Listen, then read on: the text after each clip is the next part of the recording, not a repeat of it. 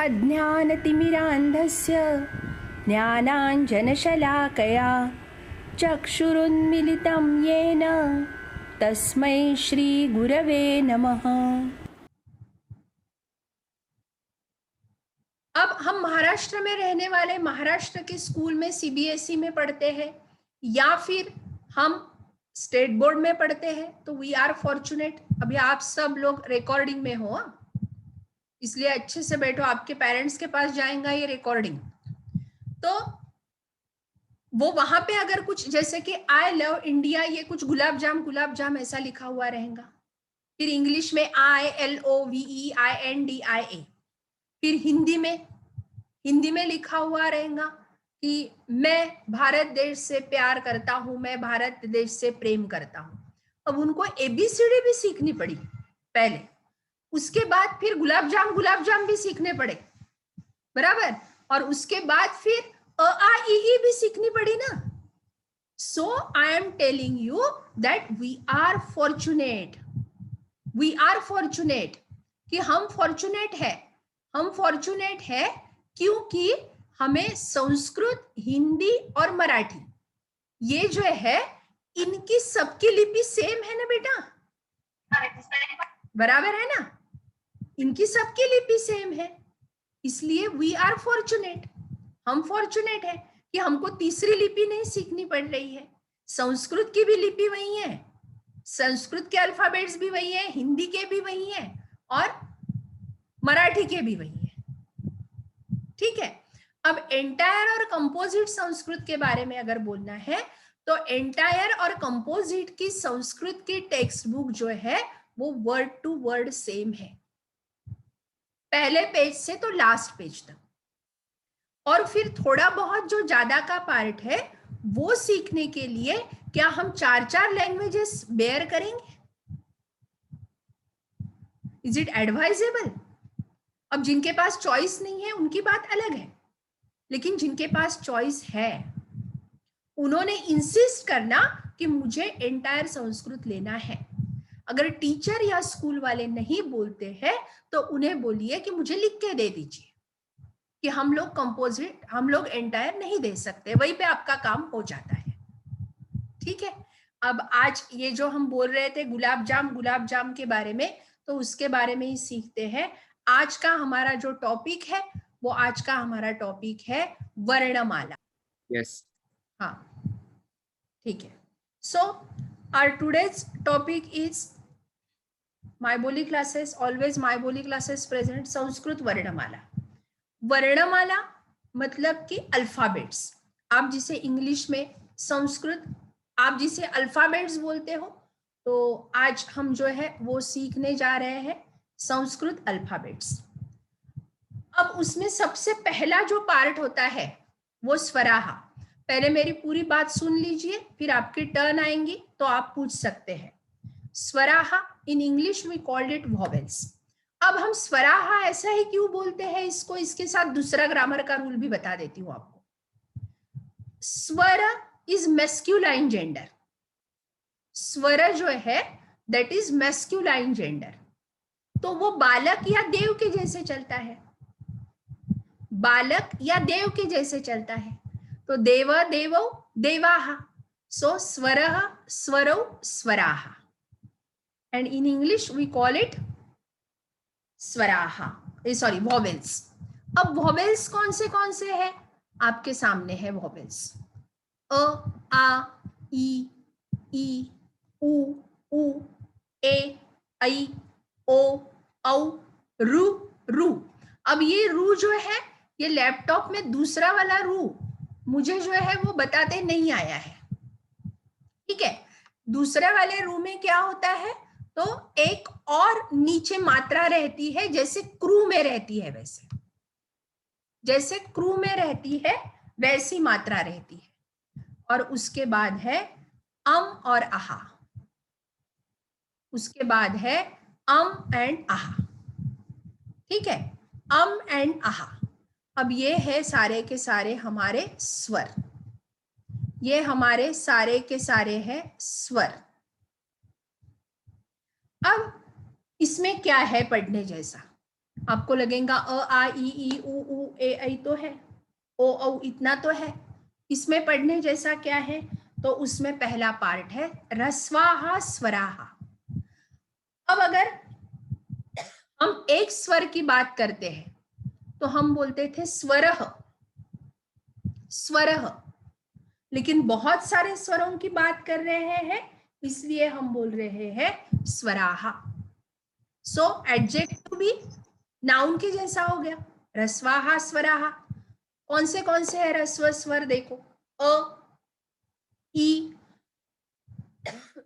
उ एंड रू, ये ह्रस्व स्वर है।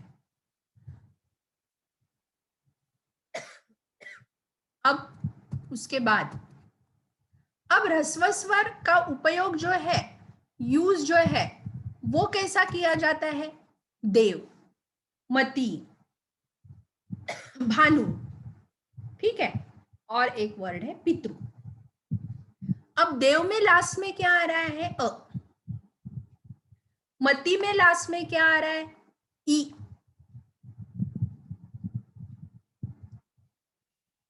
मती में लास्ट में क्या आ रहा है? ई, शॉर्ट ई। भानु शॉर्ट उ, पितृ short ru.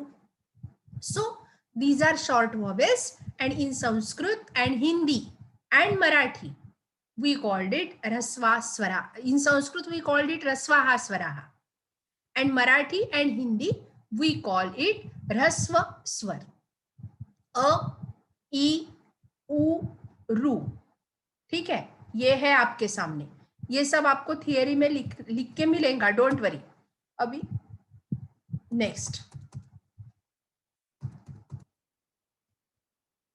नेक्स्ट में दीर्घाहा स्वराहा। अब दीर्घ स्वर कौन से है? आ, ई, लॉन्ग ई, लॉन्ग उ एंड लॉन्ग रू।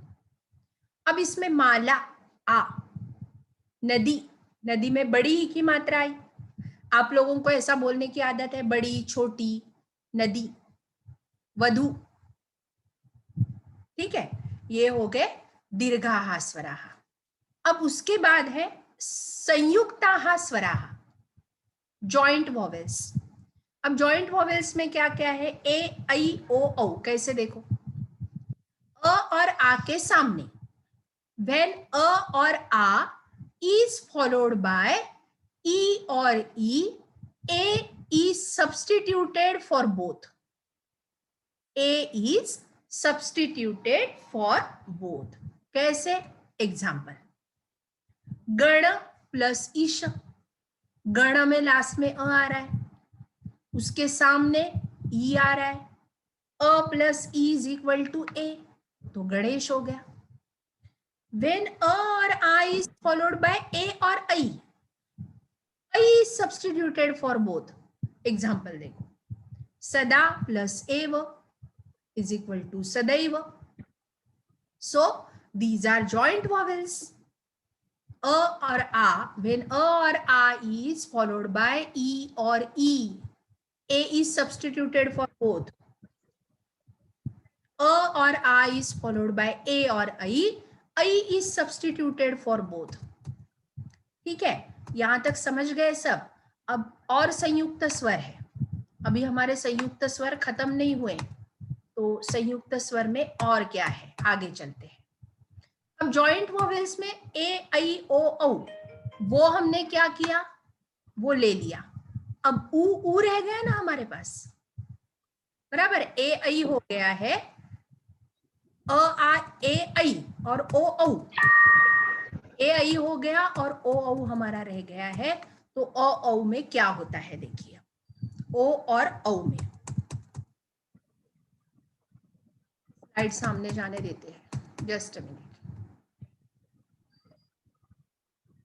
संयुक्त स्वरा का दूसरा पार्ट, व्हेन अ और आ इज फॉलोड बाय और उ, ओ इज सब्स्टिट्यूटेड फॉर बोथ। जैसे कि क्रीड़ा प्लस उत्सव इज इक्वल टू क्रीडोत्सव, इसलिए जॉइंट वॉवेल है। और व्हेन अ और आ इज फॉलोड बाय ओ और औ, औ इज सब्स्टिट्यूटेड फॉर बोथ। जैसे कि गंगा प्लस ओघ, गंगौघ। अब ये गंगा ऐसा क्यों लिखा हुआ है ये बाद में हमको सीखना है, जब हम अनुस्वार सीखेंगे तब। ठीक है, अब एक छोटा सा पार्ट रह गया है स्वर का, और फिर हमारा टॉपिक जो है वो खत्म हो जाएगा, दैट इज स्वराश्रिताः। स्वराश्रिताः कौन है? आश्रित। आश्रित यानी those who have taken shelter, जिन्होंने शेल्टर लिया हुआ है, ऐसे लोग, ऐसे लोगों को बोलते हैं आश्रित। और यहाँ पे आश्रित है, कौन कौन आश्रित है? अम एंड आहा।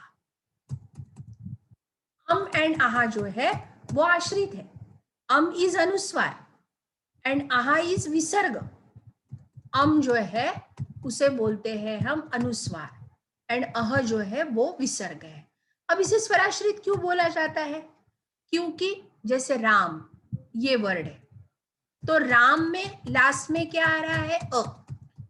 राम में लास्ट में क्या आ रहा है? अ। और उसमें फिर हम क्या देते हैं? अनुस्वार। हलंत म पे कभी अनुस्वार नहीं देते हम। हलंत म जो है उस पे कभी अनुस्वार नहीं देते हैं हम। या फिर राम, राम, वैभव के do not touch the screen. अम और अह, मतलब विसर्ग और अनुस्वार जो है वो हमेशा हमेशा हमेशा ऑलवेज ऑलवेज स्वर के बाद ही आता है, वॉवेल के बाद ही आता है, कॉन्सोनेंट के बाद नहीं आता है, इसलिए उसे बोलते हैं स्वराश्रित। इन इंग्लिश, अगर हमको इंग्लिश में बोलना है तो हम ऐसा बोल सकते हैं कि अनुस्वार एंड विसर्ग always occur after a vowel. अब जैसे देखो रामम, रामम में राम में अ आ रहा है और फिर उसके ऊपर अनुस्वार दिया है। राम, ये म हलंत के ऊपर कभी अनुस्वार नहीं आ सकता। वैसे ही माला, आ के बाद विसर्ग आया है, हलंत के बाद कभी विसर्ग नहीं आ सकता। मतलब इसमें दूसरा और चौथा वर्ड गलत है, वो कभी भी इट नेवर एवर हैपेंस। तो हम क्या बोल सकते हैं कि अनुस्वार, अभी आना नहीं है आपको वापस मीटिंग में, टॉपिक खत्म हो रहा है, मतलब हम अभी क्या बोल सकते हैं कि अनुस्वार एंड विसर्ग always occurs after a vowel, therefore they are called स्वराश्रित। और वो दो है, तो एक्चुअली यहाँ पे स्वराश्रिताः नहीं होना, स्वराश्रितौ होना। दो है इसलिए, दो है इसलिए वहां पे क्या होना? स्वराश्रित। ठीक है, अब ये सब जो है ये आपको, ये रिकॉर्डिंग जो है वो हो गया है, इसलिए ये रिकॉर्डिंग आपको मिलेगा। वो द्विवारम पठतु, रीड ट्वाइस, समस्याम पृच्छतु, आस्क डिफिकल्टीज। ये कल सुबह तक के आपके पास रिकॉर्डिंग आ जाएगा और आप लोगों को वो देखना है, एक बार नहीं 2 बार देखना है, और 2 बार देख के फिर आप लोगों को मुझे पूछना है जो भी कुछ आपकी डिफिकल्टीज होंगी वो डिफिकल्टीज। और आज का एकदम छोटा सा टॉपिक हमने लिया जिसका नाम था स्वर। स्वर यानी वॉवेल्स, इंग्लिश में जिसे वॉवेल्स बोलते हैं।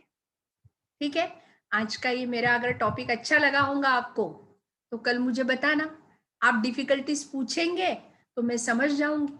आज हमें बहुत कम समय मिला इसलिए हमारा इतना सा टॉपिक था, लेकिन कल से हमारा टॉपिक बड़ा रहेगा और इधर उधर की बातें अगर नहीं होंगी तो कभी कभी हो सकता है कि 40-40 मिनट्स की 2 मीटिंग भी हमको करनी पड़े, तो कोई बात नहीं है, 2 मीटिंग करेंगे हम लोग, है ना। तो किसी को कुछ पूछना है, अभी पूछना है तो